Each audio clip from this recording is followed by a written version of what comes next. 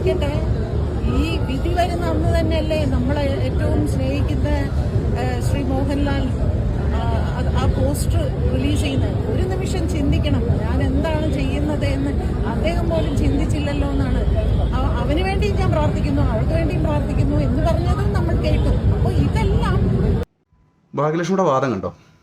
അതായത് നമ്മുടെ വിധി പറഞ്ഞ ദിവസം തന്നെ മോഹൻലാലും ദിലീപും കൂടെ അഭിനയിച്ച ബബ്ബയുടെ പോസ്റ്റർ റിലീസ് ചെയ്തെന്നുള്ളതാണ് ഭാഗ്യലക്ഷ്മിയുടെ ഒരു പുതിയ വാദം. നമ്മൾ പുതിയൊരു വീഡിയോ കണ്ടിട്ടുണ്ടായിരുന്നു, മറ്റേ രണ്ടാമത്തെ പ്രതിയായ മാർട്ടിൻ്റെ ഒരു കുമ്പസാരം കണക്ക്. ഞാനത് വിശ്വസിക്കുന്നില്ല. കാരണം ഈ ക്രിമിനൽസ് പറയുന്ന കാര്യങ്ങൾ വിശ്വസിച്ച് കിടക്കുന്നവർക്ക് ഇപ്പം അവർ പറയുന്നു നടിയും ലാൽ ജൂനിയറും മഞ്ജു വാര്യരും ചേർന്നിട്ടുള്ള ഒരു ഗൂഢാലോചനയാണ് ഇത് നടപ്പിലാക്കിയതെന്ന്. ഇപ്പം ഭാഗ്യലക്ഷ്മിയൊക്കെ വിശ്വസിക്കുന്നുണ്ട്. ദിലീപ് പൾസുനി പറയുന്നുണ്ട് ദിലീപ് കുറ്റക്കാരനെന്ന് വിശ്വസിക്കുന്നു. അപ്പം ഈ അതേ ടീമിലുള്ള ഒരാളാണ് മാർട്ടിൻ പറയുന്നു ഇപ്പം മഞ്ജു വാര്യരും നടിയും മറ്റേ ലാൽ ജൂനിയറും ഒക്കെ ചേർന്നിട്ടുള്ള ഒരു ഗൂഢാലോചനയാണ് നടപ്പിലാക്കിയെന്ന്. എത്രമാത്രം വിശ്വസനീയമാണിത്? ഈ ക്രിമിനൽസ് പറയുന്ന കാര്യങ്ങളൊക്കെ എത്രമാത്രം വിശ്വസനീയമാണ്?